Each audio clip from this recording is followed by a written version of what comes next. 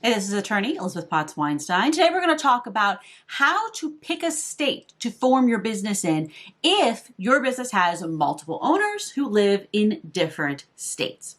So it's very common nowadays that we, have the internet, that people are starting businesses together who don't live in the same place.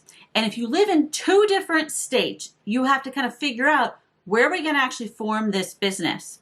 Where does it make sense? So today we're going to talk about the considerations, the things you want to keep in mind.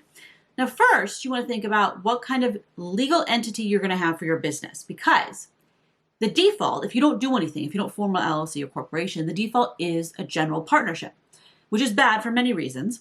One of them is that each of you is legally liable for the actions of the other, personally legally liable, and that's terrible. If the other person goes and signs a terrible contract, gets a loan, buys bad inventory, whatever, you're personally liable. You don't want that. No, bad.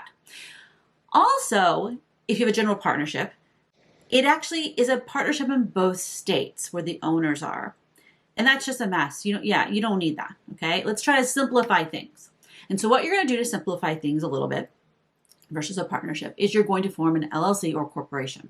Which one makes sense really depends on the kind of business that you're in, how comfortable you are with formalities, have you had businesses before, etc. Now I'm talking about the legal form of the business, not the tax form. So you can have an LLC that's taxed as an S Corp. You can have a corporation that's taxed as an S Corp. You can have either of those taxed as a C Corp. You can even have a partnership that's taxed as a C Corp. So the tax thing is separate. This is just the legal side. The legal entity, the formalities you're going to have to follow. If it's possible for you to do an LLC, I usually recommend that. The only time I don't recommend that is if you're looking for outside funding. You're going to be pitching VC, angel funding, whatever it is. And then I'm just going to answer the question for you guys right there. Then you're going to look for a Delaware corporation, a C corporation in Delaware. If you're pitching angel funding, VC, whatever, just set that up in Delaware corporation. That is going to be what you're going to need in the end. But for a lot of you, you're not pitching VC or getting outside funding. You're just doing this yourself. Then it makes sense to form an LLC if that is possible for you legally because of the kind of business that you have. So you have to pick a state, because the thing is, when you create an LLC or corporation, it's created under the laws in a particular state. It's like it's a citizen of that state. You can think of it. So how do you pick it? Now, if you form an LLC in one state and you have other nexus ties to another state, then you're going to have to file as a foreign LLC in that state, which means you have to file multiple states, which is what we're trying to not have happen, okay?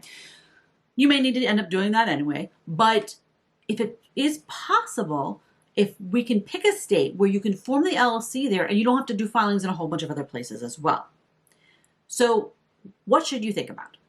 First, do you have physical ties to a particular state besides the fact that the owners just live there? Physical ties can be you have inventory there, you have a warehouse, you have an office, like a physical office, you have employees, you meet with clients in person. These are all going to be physical ties. That means you're going to have to do other stuff there. You're going to have a business license there, maybe, that you may need to have some kind of zoning approval that you're going to need to file to be allowed to do business there. If you're going to have to do all that stuff, that because you have all that kind of nexus, you might as well just create the LLC there. And for most people, there's going to be some physical thing, because you're shipping products, whatever, that's going to have that physicality. Means that it makes sense to file in one state. But let's say you don't. Let's say you have an online business where you don't sell any products, or you sell everything via a marketplace facilitator like Amazon, Etsy, etc., and it's all drop shipped, and you don't produce it yourself. You don't ever have inventory. It's all drop ship stuff. You have no employees. You're not going to hire anybody. Maybe you don't have any physical connection with any particular state. So you could pick whichever state you want. Now, I still think it makes sense to first look at the states that the two people live in, because you're going to need to have an address somewhere. You're going to need to have a registered agent most likely somewhere. And one of them could do that. And it would save costs if you just have it be that person.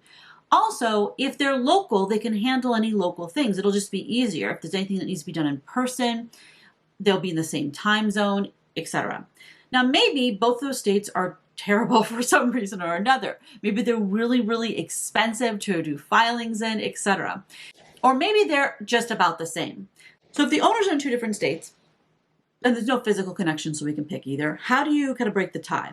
Typically, what I'd look at is what are the costs of setting up in each state and what is the admin headache of setting up in each state. Some states have taxes are completely different. In some states, filing fees are very expensive versus others. In some states, you have to do publishing of your LLC, like in New York State. So some states have a lot more costs and a lot more ongoing costs than others. Now, if you're going to have to do those costs anyway because you also have physical connections to that state, might as well just go ahead and do it in that one place and not have any costs in the other. But sometimes you may have one person in New York State and the other person is in New Mexico. And it may make sense to go set it up in New Mexico because their costs are going to be infinitesimal compared to an LLC in New York where you have to do these incredibly expensive publishing requirements. So that's what I'm talking about for how to pick the state to form your business when you have owners in multiple states. You want to look at first, if you are going to look for outside funding, you just form a Delaware corporation and then you're done. But if you aren't going to be doing that, then you look at the two states first and say which one makes the most sense, because you're probably going to have to deal with one or both of them eventually anyway. And you want to think both long-term. Now, do you have any physical connections? And in long term, will you have any physical connections? Maybe you don't have employees right now, but you probably will be hiring some in the next year or two once you make a certain amount of money. And then you look at the states and see, is one of them just cheaper and easier than the other?